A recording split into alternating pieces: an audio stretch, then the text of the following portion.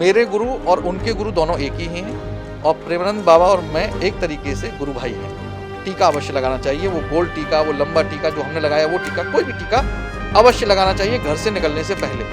कुछ लोगों का प्रश्न आएगा, साहब हम तो ऑफिस जाते हैं, हम तो टीका नहीं लगा सकते, या हम बड़ा टीका नहीं लगा सकते।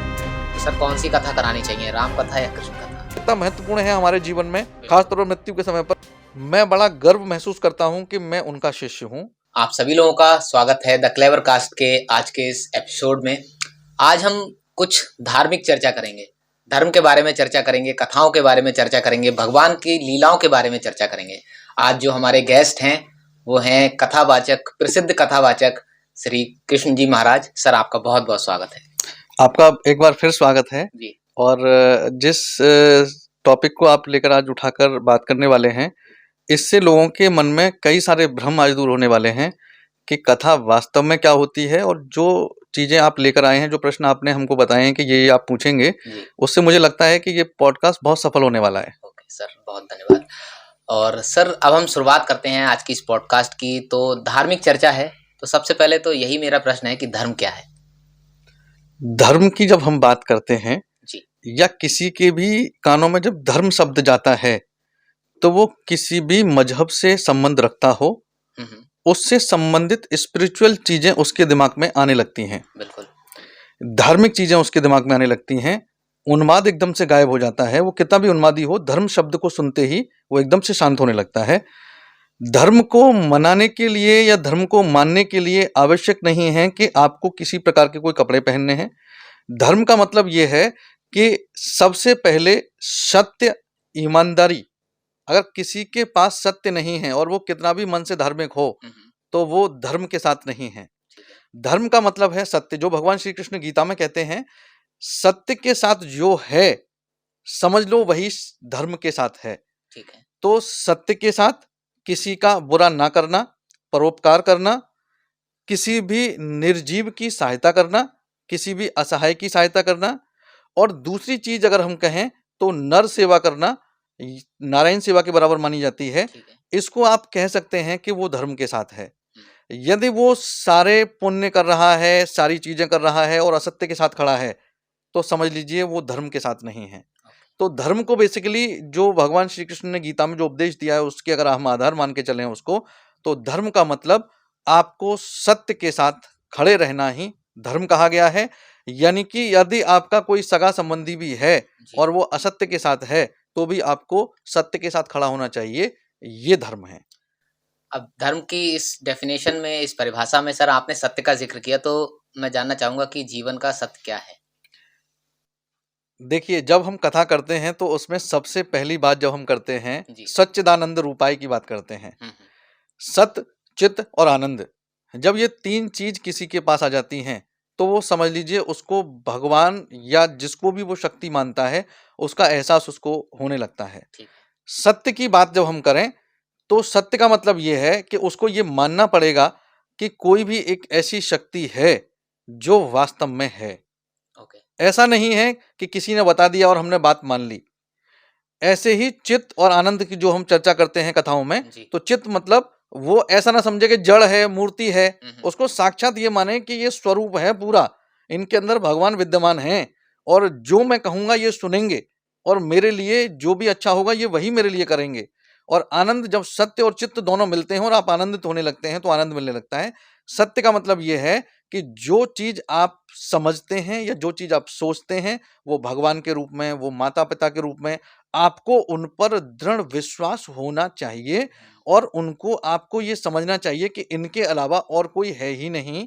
ये सत्य है। अगर हम धर्म की दृष्टि से देखें, अध्यात्म की दृष्टि से देखें, तो आपको ये मानना चाहिए कि भगवान के अलावा कुछ भी सत्य नहीं है, कुछ भी। और कलयुग की अगर बात करें, तो दूसरा जो सत्य है वो मृत्यु है। भगवान और मृत्यु दो सत्य हैं कि कलयुग में यदि आप आए हैं, पृथ्वी लोक पर आप आए हैं, मृत्यु लोक में आप आए हैं, तो मृत्यु निश्चित रूप से हर व्यक्ति की होनी है। वो अंतिम सत्य माना गया है। लेकिन प्रथम सत्य जो है वो है हमारे भगवान, वो प्रॉपर सत्यता का प्रतीक है। सर जैसा आपने कथा का जिक्र किया, तो मैं जानना चाहूंगा कि कथा मतलब इसका क्या महत्व है? कथा कराना क्यों जरूरी है? कलयुग केवल नाम आधारा, एक लाइन हमारे तुलसीदास बाबा ने लिखी है रामचरितमानस में। और उन्होंने ये कहा है कि जब हम सतयुग की बात करें, द्वापर की बात करें, त्रेता की बात करें, इन तीनों जो युग निकल गए उनकी बात करें और अब चौथा युग जो आया इनकी बात करें, तो सबसे आसान भगवान को पाने का तरीका है भगवान का नाम जप, कीर्तन, जाप करना। कथा का मतलब क्या होता है? भगवान की लीलाओं का जो चर्चा करना, किसी भी रूप में वंदना करना भगवान की, कीर्तन करना, ये सब भगवान को पाने का एक तरीका है। अब भगवान को पाने का तरीका का मतलब ये नहीं है कि आप ये सब करोगे भगवान आपके पास आ जाएंगे, आपको उनकी अनुभूति होने लगेगी। अनुभूति का मतलब यह है आपको ये लगेगा कि भगवान मेरे साथ हैं। जब आप लगातार कीर्तन करते हैं, नाम जप करते हैं, तो आपको यह एहसास होने लगता है कि भगवान इसको सुन रहे हैं, भगवान मेरे आसपास ही कहीं बैठे हुए हैं। और जब भी मैं कहीं भी हूं और इस अपने धर्म से संबंधित कोई भी ऐसी प्रक्रिया करता हूं जो कथा से संबंधित है, कीर्तन से संबंधित है, नाम जप से संबंधित है, चर्चा से संबंधित है, जो धर्म चर्चा हो रही है, वहां पर भगवान की उपस्थिति होती है। और आज भी ऐसा माना जाता है कि जो कलयुग के देव कहे गए हैं, हनुमान जी महाराज हमारे बजरंगबली, कहीं भी राम कथा हो, कहीं भी भागवत कथा हो, वहां पर उनकी उपस्थिति किसी न किसी रूप में होती है। ऐसा आज भी विद्यमान है और ये सत्य है। ये ऐसा नहीं, कई लोगों के द्वारा बताई गई और कई संत महात्माओं, कई गुरुओं के द्वारा महसूस की गई और उनके साथ अनुभूति ऐसी हुई है कि उन्होंने बिल्कुल ये देखा है कि हनुमान जी किसी न किसी रूप में पहुंचे हुए हैं। तो अब बात करते हैं इसकी, जो आपका प्रश्न था कि कथा का महत्व क्या है। कथा का महत्व यह है कि जो भगवान ने इस पृथ्वी लोक पर आकर चीजें की हैं, उनको एक बार स्मरण करना। उन्होंने हमको अपने द्वारा क्या क्या पथ पर जाकर हमको चलने का ज्ञान दिया है, चाहे वो श्रीमद् भगवत गीता का ज्ञान हो जो खड़े होकर दिया गया है, और एक भगवान श्री राम ने जो हमको ज्ञान दिया है जो फिजिकली करके दिखाया है कि आप कैसे एक पुरुष से पुरुषोत्तम बन सकते हैं। भगवान राम की जो जर्नी है वो कहां से है? पुरुष से पुरुषोत्तम बनने की। और किसी भगवान के आगे तो पुरुषोत्तम नहीं लगाया जाता, राम जी के आगे क्यों लगाया जाता है? क्योंकि राम जी साक्षात स्वरूप हैं पुरुषोत्तम का। यानी कि कोई भी एक ऐसा कार्य उनके जीवन में नहीं हुआ जिसमें उन्होंने एक प्रश्न चिन्ह लगाया हो। उनके पिता ने कहा कि तुमको वनवास जाना है और सुबह उनको राजा बनना था, एक प्रश्न चिन्ह उनके चेहरे पे नहीं आया कि मुझे वनवास क्यों जाना है, पूछा भी नहीं उन्होंने। पिता की आज्ञा मतलब करना है। ऐसे ही यदि आज कोई भी पुत्र अपने पिता की आज्ञा दी हुई बिना क्वेश्चन मार्क के करने लगे, उसके जीवन में कभी भी कष्ट नहीं आएगा। पुरुषोत्तम बनना बहुत मुश्किल है। तो ये जो लीलाएं हुई हैं, ये भगवान ने अपने कष्ट दिखाने के लिए नहीं की हैं, हमको ये दर्शाया है उन लीलाओं के थ्रू। चाहे भगवान श्री कृष्ण ने किया है, चाहे राम जी ने किया है, किसी भी अवतार में हुआ है, ये दिखाया है कि आपके जीवन में नाना प्रकार की समस्याएं आएंगी, लेकिन आपको उनसे मुक्त कैसे होना है। आपको धर्म की राह नहीं छोड़नी है, आपको सत्य की राह नहीं छोड़नी है। अगर आप ये कहें कि गुरुजी इतने सारे कष्ट आते हैं हमारे जीवन में, तो हम कथाओं को देखें या उनकी लीलाओं को देखें और उन पर चलने की कोशिश करें, तो हम तो नहीं चल सकते। आप खुद सोच के देखो कि भगवान श्री कृष्ण का जन्म कहां हुआ? कारागार में। वो चाहते तो सोने के पालने में जन्म नहीं ले सकते थे, ले सकते थे, लेकिन उन्होंने ये दिखाया कि परिस्थितियां कितनी भी विपरीत हों, मैं नई द्वारका बसा सकता हूं। वो भी मनुष्य रूप में यहां आए। ध्यान रहे, आप ये दिमाग में कभी मत लाना कि भगवान श्री कृष्ण तो भगवान थे। मृत्यु लोक पर जो भी आया है उसको नियम मानने पड़ेंगे मृत्यु लोक के। भगवान श्री राम की वंशावली पूरी उठाकर देखिए, उनसे ज्यादा कष्ट किसी को भी नहीं हुए। उनकी पूरी वंशावली आप सोच के देखो कि उनके जो वंशज हैं, जो जिनको कहा जाता है कि भाई तुम तो बड़े हरिश्चंद्र हो रहे हो, आजकल एक कहावत कही जाती है। हरिश्चंद्र का मतलब राजा हरिश्चंद्र जो थे, उनको केवल ये बोला विश्वामित्र जी ने कि भाई तुमने मुझसे ये कहा कि राज्य आपका है प्रभु, आप जो चाहे मांगे, और विश्वामित्र जी ने कहा कि आप राज्य दे दीजिए मुझे। राज्य छोड़ दिया। फिर उन्होंने ये कहा कि तुमको राज्य तो दे दिया, ये तो तुमने क्या किया, दान दे दिया, लेकिन जब तक दक्षिणा नहीं दोगे तब तक तो आपका दान माना नहीं जाएगा। दक्षिणा के बतौर उन्होंने अपने पूरे शरीर को, अपनी पत्नी को, अपने बच्चे को बेच दिया। ये है कष्ट। एक माँ अपने पुत्र को शमशान लेके जाती है और दाह संस्कार के लिए कहती है दाह संस्कार करना है, और वहां पर जो शमशान भूमि को जो रखवाले हैं वो है हरिश्चंद्र जी, और उन्हीं की पत्नी अपने बेटे को शमशान भूमि लेके गई है। हरिश्चंद्र जी ये नहीं देखते मेरी पत्नी है, मेरा बेटा है, वो कहते हैं कर दीजिए पहले फिर जाइएगा आप। ये है कष्ट। तो कथाओं का मतलब क्या है? हम किसी परिस्थिति में हों, उनसे निकलने का एक माध्यम है और भगवान से जुड़ने का एक माध्यम है कथा।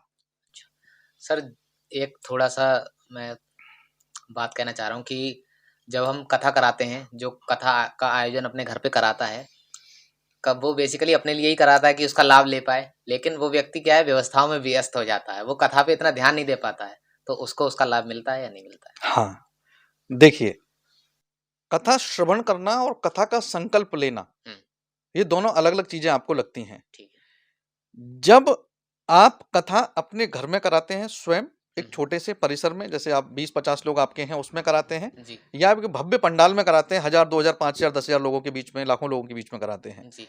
जो भी जजमान होता है, जिसका भी उद्देश्य होता है उसका फल पाना, वहां पर एक संकल्प होता है।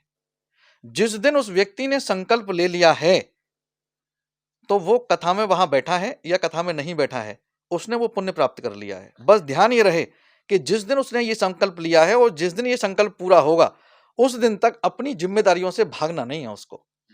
वो जिम्मेदारी किसी को भंडारा कराने की है, प्रसाद बंटवाने की है, व्यवस्थाओं को बनवाने की है, या वहां पर जितने लोग आए हुए हैं ब्राह्मण देव या जो भी लोग उनके यहाँ गेस्ट हैं, उनकी सेवा करना है। इससे उसको भागना नहीं है। आप अगर ये कहें कि आपने संकल्प ले लिया और आप यहां से हिलेंगे नहीं, जजमान को तो देखना पड़ेगा क्योंकि उसकी व्यवस्थाएं हैं। तो यहां कहीं उनके मन में ये भाव ना आए कि हमने कथा कराई, हम कथा में नहीं बैठ पाए, आधा घंटे की कथा हमारी निकल गई, इसका लाभ हमको नहीं मिलेगा, ऐसा नहीं है। संकल्प का मतलब है, जब पंडित जी जब आप जाते हैं तो जिस समय कथा स्टार्ट होती है, आपने देखा होगा शुरू में आरती से पहले संकल्प होता है। संकल्प में प्रतिदिन यही बताया जाता है कि आज ये चीजें होंगी और इसका संकल्प मैं लेता हूं, इसका लाभ मुझे, मेरे परिवार, मेरी पीढ़ी, मेरे जो पूर्वज हैं उनको सबको मिले। और मैं आपको बता दूं, कथा कराने का जो मेन उद्देश्य होता है, लोगों का पता नहीं क्या क्या है, अलग अलग है, लेकिन यदि आप अपने घर में श्री राम कथा का श्रवण करते हैं या राम कथा का आयोजन कराते हैं या श्रीमद् भगवत का कथा का आयोजन कराते हैं, इससे सबसे ज्यादा जो प्राप्त पुण्य होते हैं और सबसे ज्यादा खुश होते हैं, सबसे ज्यादा लाभ मिलता है, वो मिलता है आपके पितरों को। और आपके आसपास की जितनी भी नेगेटिव एनर्जी होती है, वो नेगेटिव एनर्जी डिस्ट्रॉय होती है, खत्म होती है। तो अपने पितरों के लिए, अपने परिवार के लिए, अपने आने वाले वंश के लिए यदि कोई कथा कराता है तो सबसे बड़ा पुण्य है। कभी मन में ये भाव लेके नहीं होना चाहिए कि मैंने संकल्प लिया है, इसका लाभ केवल मुझे मिलेगा। नहीं, वो आपकी पूरी आने वाली पीढ़ी और निकली हुई पीढ़ी सबको प्राप्त होता है। तो सर कौन सी कथा करानी चाहिए, राम कथा या कृष्ण कथा? देखो, ऐसे मान के चलो कि भगवान विष्णु के ही रूप हैं अलग अलग जी। अब इसको मेरी भाषा में पूछोगे तो एक टेढ़ो ठाकुर है, एक सीधो ठाकुर है। ऐसे ही दो तरीके के लोग होते हैं, एक शांत चित्त वाले लोग होते हैं, एक चंचल चित्त वाले लोग होते हैं। किसी का मन राम जी में लगता है, किसी का मन कृष्ण जी में लगता है। मेरे लिए दोनों एक ही हैं। आप भगवान श्री राम की राम कथा कराते हैं तो भी आपको पहुंचेंगे वहीं। जैसे इसका मैं बहुत एक लाइव एग्जांपल आपको देता हूं। जैसे कोई भी नदी, जैसे आप देखो कि यमुना जी कहां से निकली हैं? यमुनोत्री से। गंगा जी कहां से निकली हैं? गंगोत्री से। ऐसे ही और भी नदियां अलग अलग जगह से निकला है, उनका प्राकट्य हुआ है। अंत कहां है सबका? गंगा सागर। समझ गए मेरी बात को? ऐसे ही आप राम कथा कराएं, आप कृष्ण कथा कराएं, आप घर में अपने सुंदरकांड का पाठ कराएं, आप 1 दिवसीय कथा कराएं, आप 3 दिवसीय कथा कराएं, आप 7 दिवसीय कथा कराएं, आप जो मासिक कथा होती है, मासिक कथा का आयोजन कराएं, सबका पुण्य आपको मिलेगा। और आप ये नहीं कह सकते कि राम कथा कराने से मुझे ज्यादा पुण्य मिला तो मैं यहां जाऊंगा, कृष्ण कथा मैंने कराई या श्रीमद् भागवत कथा मैंने कराई तो मैं यहां जाऊंगा। सबका एक ही उद्देश्य है, मन की शांति, धर्म से जुड़ना, अपने प्रभु और अपनी शक्तियों को पहचानना, अपने सनातन के साथ खड़े रहना, और आप अपने अध्यात्म के साथ साथ अपनी आने वाली पीढ़ी, अपना अभी का भविष्य और अपने पितरों को तारना, ये कथा का उद्देश्य है। इसमें आप ये नहीं कह सकते 1% राम कथा कराएंगे तो ये ज्यादा लाभ मिलेगा, कृष्ण कथा कराएंगे तो ये ज्यादा लाभ मिलेगा। ऐसा कहीं नहीं है। जिसका जो भाव हो उस भाव की कथा उसको करानी चाहिए। राम जी की कथा कराएंगे तो भी वही पुण्य मिलेगा, श्रीमद् भागवत कथाएंगे तो भी वही पुण्य मिलेगा। आपका लगाव कौन से भगवान से सबसे ज्यादा है, कृष्ण जी या राम? देखो, मैंने क्या कहा, भगवान विष्णु के ही दोनों रूप हैं। लेकिन जहां से मैं दीक्षित हूं, हमारा तो केवल हमारे यहाँ एक शब्द कहा जाता है, हमारी माई श्री राधिका रानी। यानी कि हम ब्रज से जुड़े हुए हैं, हम वृंदावन से जुड़े हुए हैं। तो आप उसको ऐसे समझिए कि मेरा मन तो केवल राधा रानी में लगता है, यानी भगवान श्री कृष्ण में लगता है। राधा रानी मतलब भगवान श्री कृष्ण, दोनों एक ही रूप हैं, है ना। 2 शरीर एक ही रूप माना जाता है उनको। और भगवान श्री कृष्ण हमारे आराध्य हैं, हमारी राधा रानी आराध्य हैं। तो भगवान श्री कृष्ण के साथ हम जुड़े हुए हैं, बहुत समय से जुड़े हुए हैं और मेरा मन उसमें लगता है। मुझसे पूछोगे तो भगवान श्री कृष्ण और राधा रानी के अलावा मुझे कुछ दिखता ही नहीं है, मैं तो अंधा हूं बाकी के लिए। लेकिन अगर हम दूसरे रूप में देखें, अगर जब मैं कथावाचक की गद्दी पर अगर बैठा हुआ हूं तो मेरे लिए वही राम है, वही कृष्ण है, 1% इधर उधर नहीं है। जैसे दो आंख अलग अलग नहीं देख सकती, जैसे एक माँ अपने संतान चाहे 2 हो चाहे 4 हो, सब में सब सदा एक सा प्रेम देखती है, एक सा भाव रखती है, ऐसे ही कथावाचक की दृष्टि से यदि मुझसे पूछेंगे तो कथावाचक की दृष्टि से तो दोनों एक ही हैं। लेकिन अगर मुझसे पर्सनल पूछेंगे, मेरी पर्सनल लाइफ के बारे में पूछेंगे, तो मेरी माई श्री राधिका रानी। अब सर, जैसे आपने बताया कि आप जहाँ से दीक्षित हैं, तो मैंने सुना है कि आप राधा वल्लभी हैं, तो राधा वल्लभ जी के बारे में कुछ बताइए, और दीक्षा कहाँ से ली है आपने उसके बारे में थोड़ा सा बताइए। राधा वल्लभी का मतलब यह है कि आपको एक चीज मैं समझाता हूं यहां पर जी। कि जैसे एक विवाहित स्त्री होती है, सबसे पहले दीक्षा के बारे में बात कर रहा हूं मैं जी। जैसे एक विवाहित स्त्री होती है और एक अविवाहित स्थिति होती है, कैसे पहचानेंगे आप? विवाहित स्थिति जो होगी, जो स्त्री विवाहित है महिला, उसके गले में मंगलसूत्र भी आपको मिलेगा जी। उसके आपको मांग भरी हुई मिलेगी, है ना, श्रृंगार मिलेगा उसका। जी। और जो अविवाहित होगी उसका छोटा मोटा श्रृंगार तो हो सकता है, लेकिन ना तो उसकी मांग भरी होगी ना उसके पास मंगलसूत्र होगा, इसका मतलब वो अविवाहित है। जी। ऐसे ही जो दीक्षित व्यक्ति है उसकी सबसे बड़ी पहचान जो होती है, उसके गले में ये मंगलसूत्र होता है जो हमने पहना हुआ है, यानी हमारे गुरु की दी हुई माला। जी। और हमारा जो सिंदूर है, ये सिंदूर है हमारा जो हमारे ललाट पे दिख रहा है आपको। दूसरा, हम किस संप्रदाय से संबंध रखते हैं। अगर आप धर्म से जुड़े हैं या कोई भी व्यक्ति थोड़ा बहुत धार्मिक है और धर्म से जुड़ा है, तो वो टीका देखकर पहचान सकता है कि किस संप्रदाय से है। यानी हमारा जो टीका आपको दिख रहा है, ये जो टीका यू बना हुआ है लाल रंग से, ये यू है मंदिर का स्वरूप। और इसमें एक लाल बिंदी दिख रही है और एक काली बिंदी दिख रही है। तो जो लाल बिंदी है वो राधा रानी का स्वरूप है और जो काली बिंदी है वो मेरे श्री कृष्ण का स्वरूप है। यानी मैंने अपने शरीर पर भी, मेरे अंदर तो है ही, लेकिन मैंने अपने शरीर पर भी ये छाप लगा रखी है, मोहर लगा रखी है कि मेरा शरीर भी मंदिर है। और सबसे पहले दिख जाए आदमी को, ऐसा नहीं कि वो ढूंढे मेरे शरीर पर, उसको सबसे पहली नजर जब उसकी मेरे ऊपर पड़े तो मेरे मंदिर पर नजर पड़े और उसके अंदर राधा रानी और भगवान श्री कृष्ण का स्वरूप का दर्शन उसको होना चाहिए। तो ये तो है दीक्षा का कमाल। दूसरा, बहुत सारे लोग के प्रश्न मन में आता है कि गुरुजी क्या बिना दीक्षा के हम माला धारण नहीं कर सकते, कंठी धारण नहीं कर सकते या तिलक नहीं लगा सकते? सबसे पहला तो मैं आपको ये बता दूं, हर सनातनी के गले में एक तुलसी अवश्य होनी चाहिए, तुलसी की माला अवश्य होनी चाहिए। वो दीक्षित है या दीक्षित नहीं है। अगर दीक्षित नहीं है तो वो एक चक्कर वाली माला, 2 चक्कर वाली माला, 3 चक्कर वाली माला जो चाहे डाल सकते हैं, तुलसी माला। और कोई भी आपको ललाट पर टीका अवश्य लगाना चाहिए, वो गोल टीका, वो लंबा टीका जो हमने लगाया वो टीका, कोई भी टीका अवश्य लगाना चाहिए घर से निकलने से पहले। कुछ लोगों का प्रश्न आएगा, साहब हम तो ऑफिस जाते हैं, हम तो टीका नहीं लगा सकते, या हम बड़ा टीका नहीं लगा सकते। तो आपको सबसे आसान तरीका बताता हूँ, केसर घोल लीजिए, केसर का टीका लगाना शुरू करिए, वो दिखेगा भी नहीं और टीका भी लग जाएगा।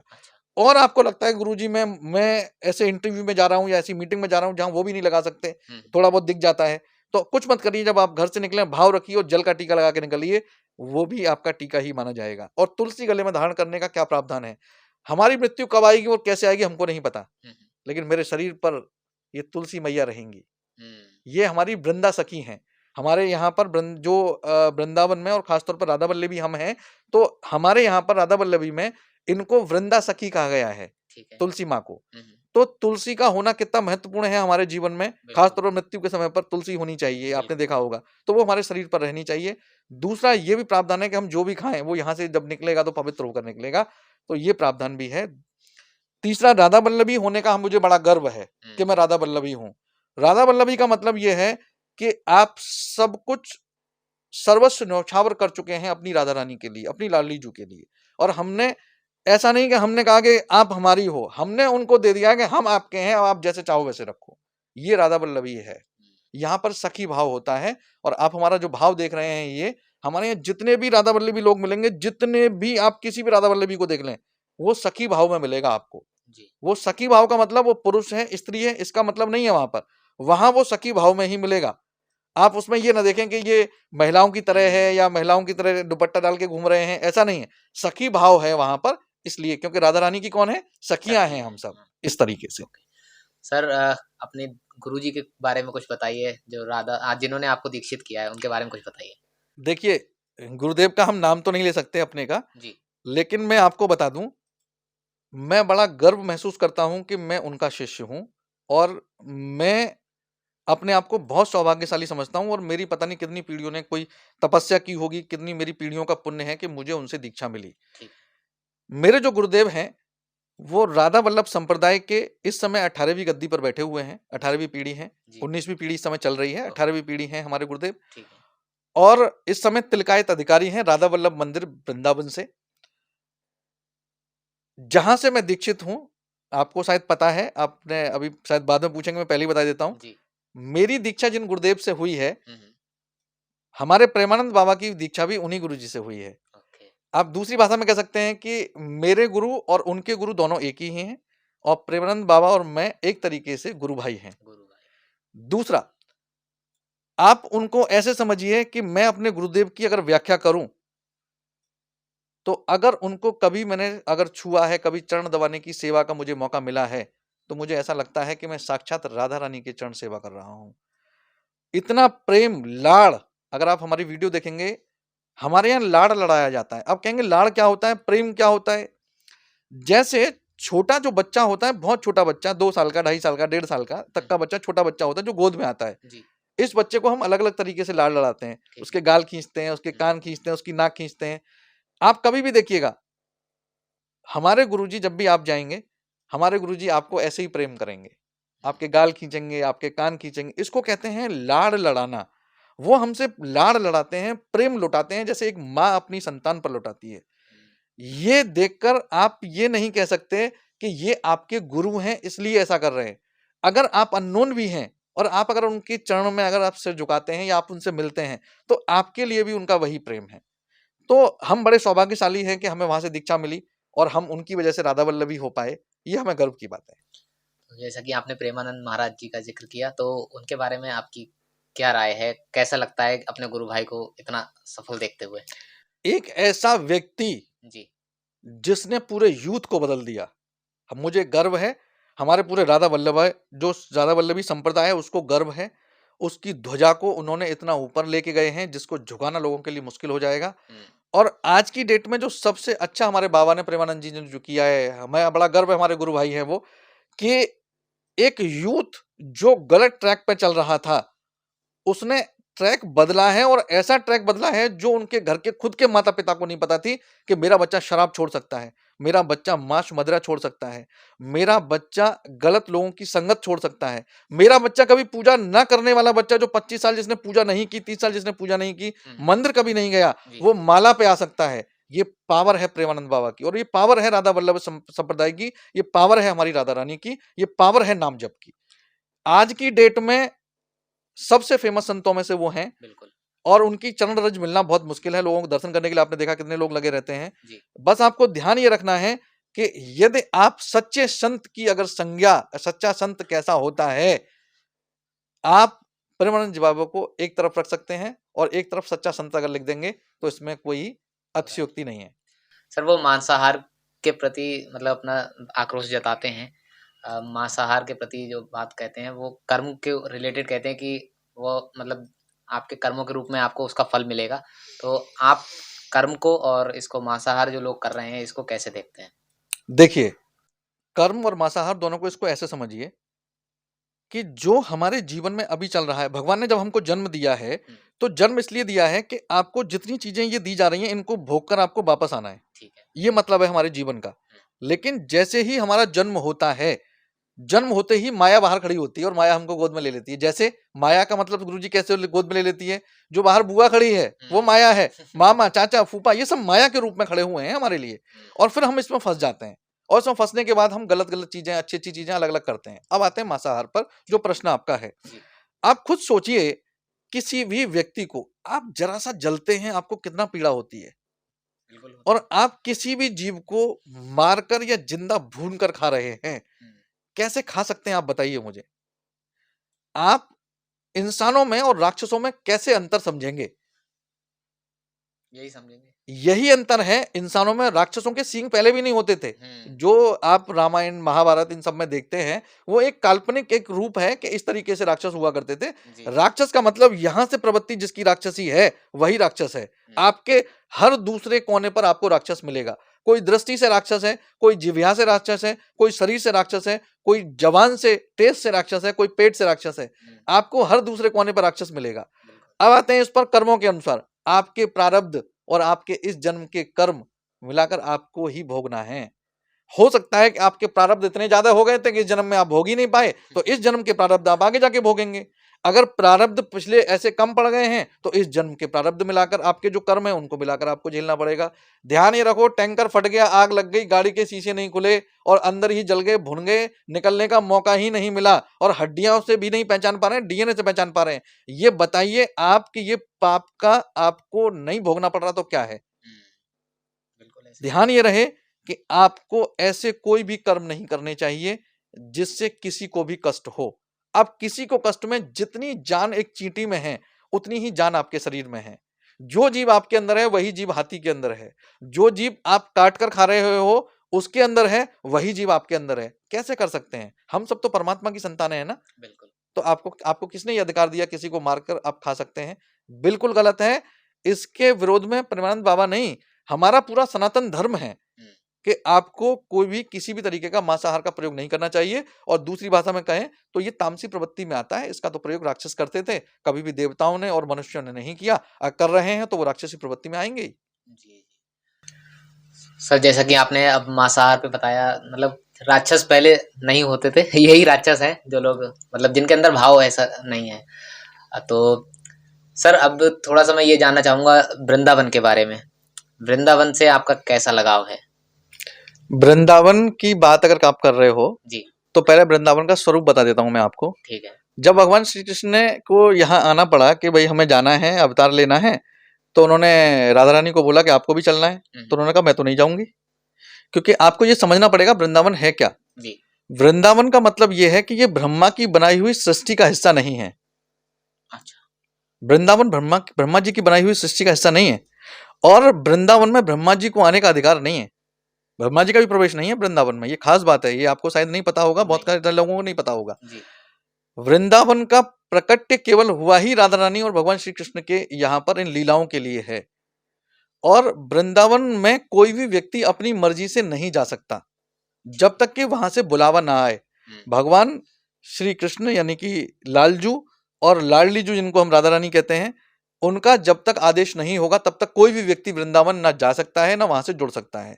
तो हम पर बड़ी कृपा है, कोई ना कोई हमारे परिवार के, हमारे बुजुर्गों के पुण्य रहे होंगे कि हमको वृंदावन से जुड़ने का मौका मिला और हम राधा वल्लभी हुए वहां से, और हम दीक्षित हुए वहां से।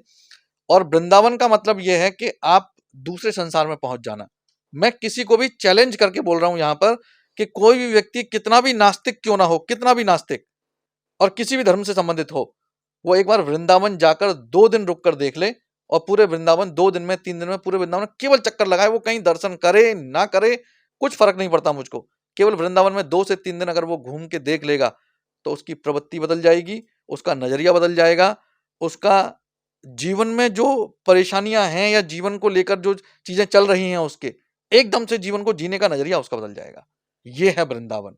और वृंदावन को लेकर मेरा भाव तो ये है कि मेरे वृंदावन में यहां से जाने से लेके आने तक मुझको ये पता नहीं होता कि मेरे घर पर क्या चल रहा है, मेरे काम पर क्या चल रहा है, मेरे फोन पर किसका मैसेज आ रहा है, मेरे फोन पर किसका फोन आ रहा है।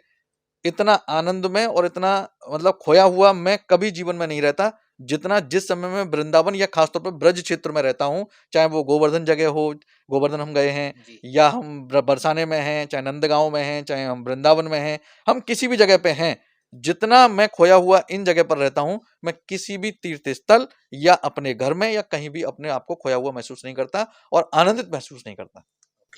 सर गोपियों के बारे में बताइए, गोपी क्या है? गोपी शब्द का उपयोग ब्रज क्षेत्र में ज्यादातर होता है, तो गोपियां क्या है? गोपी शब्द जब आता है जी तो हमारे मन में महिला भाव आ जाता है। एक बिल्कुल आता है। जैसे जो लीलाएं भगवान श्री कृष्ण की हम श्रीमद् भागवत में भी होती हैं और रास की जब आती हैं तो गोपियों के संग रास करते हैं ठाकुर जी, वो भी आता है। बिल्कुल। गोपियों का कहीं भी मतलब महिला से नहीं है। अच्छा। गोपी शब्द महिला नहीं है। जैसे आपने कहा कि मैं डॉक्टर को दिखाने जा रहा हूं, तो आपने ये तो नहीं बताया कि आप महिला डॉक्टर को दिखाने जा रहे हैं या जो डॉक्टर आपको देखा वो पुरुष है जी। ऐसे ही आप इसको ऐसे देखिए कि जब आप वृंदावन में हैं और गोपियों की बात कर रहे हैं तो गोपी का मतलब कहीं भी महिला नहीं है। गोपी का मतलब कहीं भी पुरुष नहीं है। ठीक है। गोपी महिला भी हो सकती है, गोपी पुरुष भी हो सकता है, और गोपी का मतलब पहनावा भी नहीं है कि आप गोपी यानी महिला के रूप में आएंगे तो ही आप गोपी हैं। जैसे हमसे पूछिए कि वृंदावन की सबसे बड़ी गोपी कौन है, तो वृंदावन की सबसे बड़ी गोपी है भगवान शिव। भगवान शिव गोपी के रूप में आए तब महारस में प्रवेश मिला उनको। और आज भी वृंदावन में जब आप जाएंगे तो गोपेश्वर महादेव वहां पर विराजित हैं, जो गोपी रूप में वृंदावन में आए थे, और वो आज भी वहां पर विराजित हैं और गोपी रूप में विराजित हैं। इसलिए गोपी का कहीं भी मतलब महिला से नहीं है, पुरुष से नहीं है। गोपी का मतलब यह है कि हमको उनके रंग में रंग जाना का मतलब गोपी है। गोपी जैसा भाव होना चाहिए। भाव हमारा ये होना चाहिए, आप दिखने में गोपी हैं, दिखने में आप पुरुष हैं, महिला हैं, इसका गोपी शब्द से कोई लेना देना नहीं है। गोपी का मतलब पुरुष और महिला नहीं है। गोपी का मतलब है मेरा ऐसा भाव कि मैं इनमें रम गया और मैं इनमें समा गया। सर, जैसा कि अभी आपने शिव जी का जिक्र किया, तो शिव जी का ठाकुर जी से क्या संबंध है? वो कैसा संबंध रखते हैं उनसे? वो क्यों गोपी रूप में दर्शन करने आए उनके? इसमें 2 कथाएं मैं बताता हूँ, छोटी-छोटी सी। जी। भगवान शिव इतने लालची हैं कि उनसे ज्यादा लालची मैंने देवताओं में कोई नहीं देखा है। खास तौर पर भगवान के दर्शन करने का लालच की बात कर रहा हूं मैं। अब लालच कैसा है उनका? वो चाहें तो क्षीर सागर में भगवान विष्णु लेटे हुए हैं, जब चाहे तब मिलें, जब चाहे तब मिलें। लेकिन उनको आनंद कहां आता है? भगवान के बाल रूप दर्शन करने में उनको आनंद आता है।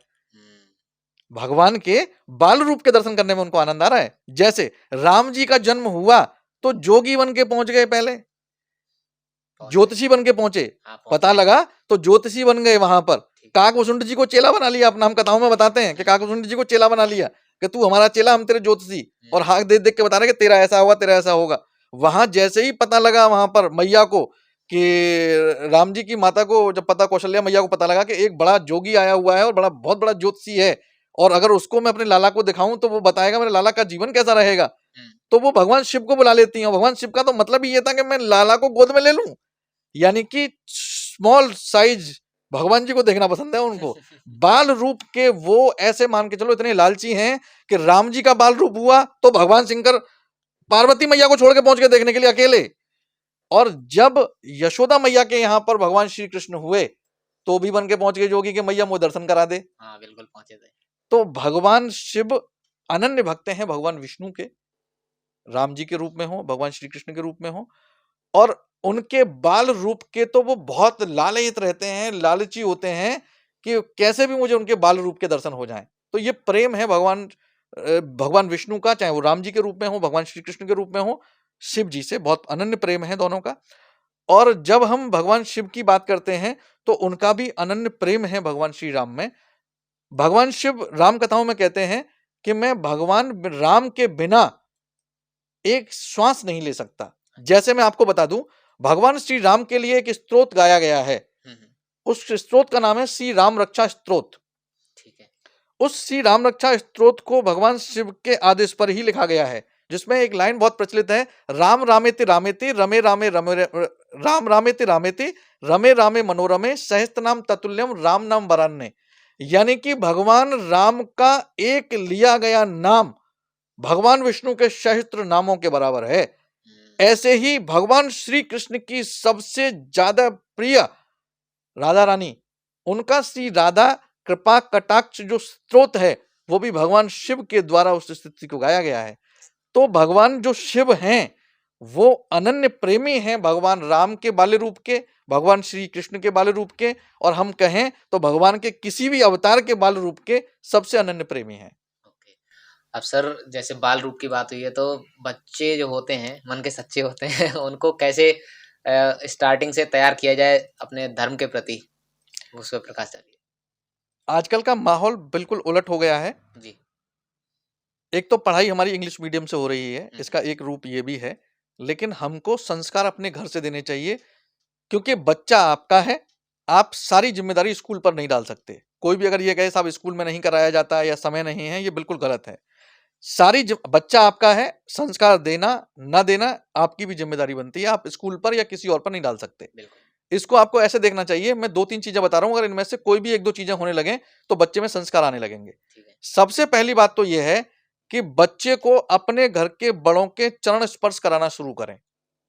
माता पिता, दादा दादी, ताऊ चाचा मौसा जो भी साथ रहते हैं, आसपास रहते हैं, जब भी उनसे मिलना हो, बच्चे से साफ साफ कहें कि सबसे पहले आपको चरण स्पर्श कर कर ही आपको उनको प्रणाम करना है। दूसरा, अगर इसमें छोटा बच्चा है, जो 10 वर्ष से 15 वर्ष से छोटा बच्चा है, तो उनको ये बोलें कि सर के थ्रू प्रणाम करें, यानी कि दंडवत प्रणाम ना कर पाए तो सर से प्रणाम करें, मस्तक रख के प्रणाम करें। और दूसरी चीज ये है कि अगर वो प्रणाम कर रहे हैं और मस्तक नहीं रख पा रहे हैं, तो दोनों हाथों से प्रणाम करना सिखाएं। दूसरा, माता या पिता जो भी बच्चे के साथ ज्यादा रहते हैं, बच्चे से चरण वंदना अवश्य कराएं। चरण वंदना का मतलब पैरों को दबाना शुरू करें कि जाओ, मैं थक गई हूं, मेरे चरण दबाओ। पिताजी आए हैं थके हुए, बाबा दादी थक गए हैं, उनके चरण दबाओ। भले ही 2 मिनट, ऐसा नहीं कि 2 घंटे दबा रहे हैं, 2 मिनट, ये एक एक्टिविटी है। ऐसे ही बच्चों को कुछ भी एक मंत्र ऐसा, या हनुमान चालीसा या कोई भी ऐसा चालीसा उनको याद कराएं, कोई भी ऐसे मंत्र याद कराएं, कोई भी ऐसी स्तुति याद कराएं जो उनको याद रहे। और उनसे ये बोलें कि जब भी आप स्कूल जाओगे, नहाकर बस केवल आप चाहे कपड़े पहनते पहनते, चाहे भगवान जी की जो आपके यहाँ पूजा घर है बनाया है घर में, आप उसके सामने आप उस स्तुति को कर कर जाएंगे। अगर ये 2-3 एक्टिविटी ऐसी हैं, कराना शुरू करें, तो इससे एक तो परिवार के प्रति मोह प्रकट होता है बच्चे का, यानी कनेक्शन जुड़ता है बच्चे का, एक इमोशनल जो कनेक्शन जिसको आप कहते हैं, और एक दूसरा स्पिरिचुअल बच्चा होता है, धर्म की जगह पे बच्चा जाता है। कोशिश करें हफ्ते में एक बार बच्चे को अपने साथ मंदिर अवश्य ले जाएं, जिससे कि वो आपके कल्चर से जुड़े, आपके धर्म से जुड़े, अपने भगवान जी को पहचाने। अभी भी मैं देखता हूँ बहुत सारी जगह पे बच्चा पूछता है ये कौन से भगवान जी हैं, ये कौन से भगवान जी हैं, इनकी ये सूंड कैसी है, ये क्या है। तो ये तभी तो नहीं पता उसको क्योंकि आप कभी मंदिर लेकर नहीं गए, कभी आपने उनको सिखाया नहीं कि ये भगवान जी हैं। तो आपको ये करना पड़ेगा कि स्टार्टिंग से ही अपने बच्चे को, जब छोटा बच्चा है, जब से वो समझदार होता है 1 साल का 1.5 साल का, तब से उसको अपने भाव से, अपने कल्चर से जोड़ना शुरू करें। अब सर, ये तो हो गई बच्चों की बात कि जब बच्चा है तभी से हम ट्रेन करते हैं। अब मान लीजिए वो अपने बचपन में ट्रेन नहीं हो पाया या उस तरीके से एक्टिविटीज़ नहीं कर पाया, तो अब वो 20 साल की उम्र में है, तो 20 साल की उम्र में जब है तो वो अपने करियर में भी लगा है, पढ़ाई में भी लगा हुआ है। तो इस समय पे उसका क्या उद्देश्य होना चाहिए ताकि वो दोनों तरफ आ पाए, स्पिरिचुअलिटी में भी आ पाए और प्लस जो अपना करियर है उसमें भी बैलेंस रख पाए? तो उसके लिए आपकी क्या संदेश है? इसमें मैं 2 चीजें बताता हूँ। जी। एक तो उसका जिन भगवान जी के प्रति रुझान है, एक तो ये पूजा पाठ वो नहीं कर पाया, वो अलग बात है, लेकिन उसका किसी ना किसी भगवान जी के प्रति रुझान अवश्य होगा। वो हनुमान जी के प्रति हो, शंकर जी के प्रति हो, राम जी के प्रति हो, भगवान श्री कृष्ण के प्रति हो, या गणेश जी के प्रति हो, किसी भी भगवान जी के प्रति उसका रुझान जहां है, उन्हीं भगवान जी का कोई भी मंत्र करना शुरू करे। अब इसका कोई टाइम निर्धारित ना करे कि नहीं साहब मुझको सुबह नहाकर ही करना है, मैंने तो कभी किया नहीं, मैं कैसे कर पाऊंगा। जब भी उसको समय मिले उसका नाम जप करना शुरू करे। नाम जप से क्या होगा, रिफ्रेशमेंट आएगा उसकी बॉडी में, डिटॉक्स कहते हैं जिसको, तो उसकी बॉडी डिटॉक्स होने लगेगी, पहली बात। दूसरा, कोशिश करे महीने में या हफ्ते में या 15 दिन में अपने जहां भी रहते हैं उसके आसपास किसी भी मंदिर में जाकर 10 मिनट बैठना शुरू करे, केवल 10 मिनट, बहुत ज्यादा देर नहीं बैठना है। केवल उस मंदिर में जाए, मंदिर किसी का भी हो, वहां जाएं और 10 मिनट भगवान जी की तरफ मुख कर कर, आंखें खोलकर उनके दर्शन करते हुए वहां बैठना है। कोई मंत्र करें ना करें कोई फर्क नहीं पड़ता। और तीसरी चीज, कोशिश करें साल में 2 यात्राएं जो धार्मिक हों वो अवश्य करें, साल में 2 तीर्थ स्थानों पे। अब वो अपने आसपास ही कोई बड़ा तीर्थ स्थान है वहां अवश्य जाएं, अगर अपने से दूर है कहीं परिवार के साथ जाना है तो वहां जाएं, 2 तीर्थ स्थान जाना शुरू करें। अगर ये एक्टिविटी शुरू कर दी और किसी बच्चे ने 20-25 वर्ष तक कोई पूजा नहीं की है, ये एक्टिविटी अगर 2 वर्ष उसने लगातार कर ली, तो तीसरे वर्ष तक वो फिर दोबारा से धार्मिक हो जाएगा, जो बचपन से उसको होना चाहिए था। बिल्कुल बिल्कुल सर, ये पॉडकास्ट मुझे तो बहुत आनंद आया। आपको कैसा लगा आज की इस पॉडकास्ट में? ये पॉडकास्ट उनके लिए सबसे ज्यादा फायदा करेगा जो धर्म की तरफ आगे बढ़ रहे थे, उनको इससे बल मिलेगा। जिनको कथा कराना चाहते हैं लेकिन कंफ्यूजिंग है, कथा कराने के फायदे क्या हैं, उससे फायदा हमको मिल पाएगा, क्योंकि हम तो बहुत व्यस्त हैं। हम 7 दिन की कथा नहीं करा पाएंगे, तो जरूरी नहीं है कि 7 दिन की कथा कराएं, आप 1 दिवसीय कथा भी करा सकते हैं, 3 दिवसीय भी करा सकते हैं, जैसा समय हो। पूजा करने के लिए भगवान जी कभी ये नहीं कहते आप मेरे पास पूरे दिन बैठिए, जहां चाहे जब चाहे तब कर सकते हैं, लेकिन कथाओं के बारे में उनको मिलेगा। और दूसरा, इस पॉडकास्ट का जो सबसे अच्छा जो निचोड़ निकल के आएगा, आज के समय पर जो यूथ और जो बच्चे हैं खासतौर पर, उनको जब ये पॉडकास्ट देखने को मिलेगा जी। तो उनको समझ में आएगा कि हम किसी भी तरीके से अपने अध्यात्म से जुड़ सकते हैं, मतलब कोई बंधन नहीं है कोई इसमें। बंधन नहीं है जी। इस तरीके से। सर, अब पॉडकास्ट का एंड करते करते मैं आपके मुख से एक श्लोक सुनना चाहता हूँ, कोई भी। देखिए, जब भी हम किसी भी चीज को करते हैं जी। तो हमको ये लगता है कि हम सही कर रहे हैं कि नहीं कर रहे हैं, हमको उसका लाभ मिलेगा कि नहीं मिलेगा। जी। और जब हम इन चीजों में घुसने लगते हैं, लाभ मिलेगा नहीं मिलेगा, तो कुछ लोग इसमें डिप्रेशन में चले जाते हैं। कुछ लोग ऐसा होता है कि कुछ लोग बहुत आगे निकल जाते हैं और चीजों को जो कर रहे थे उनको छोड़ देते हैं, बीच में ही छोड़ देते हैं। ठीक है। ऐसे ही जब भी आपका मन अशांत हो और चीजों को लेके भ्रम में रहें, ये डिसाइड ना कर पाएं कि करियर में क्या करना चाहिए, भ्रम की स्थिति पर आ गए हैं, चूज करते हैं सही, हमेशा गलत चूज हो जाता है। एक लाइन का एक मंत्र है बहुत छोटा सा, जी। ये किसी के लिए भी है और ये रामबाण इलाज है। इसको यदि कोई व्यक्ति 5 मिनट भी अगर पूरे दिन में करता है तो आप मान के चलिए उसका मन ऐसे शांत हो जाएगा जैसे बिल्कुल जल शांत हो जाता है ऐसे। उसको कोई भी एंजाइटी, कोई भी डिप्रेशन, किसी भी तरीके की अशांति नहीं रहेगी। और बहुत आसान मंत्र है, ओम नमः शिवाय शक्ति शरणम, ओम नमः शिवाय शक्ति शरणम, ओम नमः शिवाय शक्ति शरणम। 5 मिनट करना शुरू करिए। किसी के भी जीवन में, वो बच्चा है, वो बड़ा है, वो बूढ़ा है, वो गृहिणी है, वो कार्य करता है, किसी के भी जीवन में यदि अशांति है, मन अशांत रहता है, डिप्रेशन है, एंजाइटी है, आप इस मंत्र को 5 मिनट चंट करके देखिए, आपका मन एकदम 1 हफ्ते में ही शांत होने लगेगा। सर, पॉडकास्ट में आपके साथ में बहुत मजा आया। होप करेंगे कि आगे भी हम आपके साथ में पॉडकास्ट करें। आपका बहुत बहुत धन्यवाद सर। आपकी टीम का भी बहुत बहुत धन्यवाद।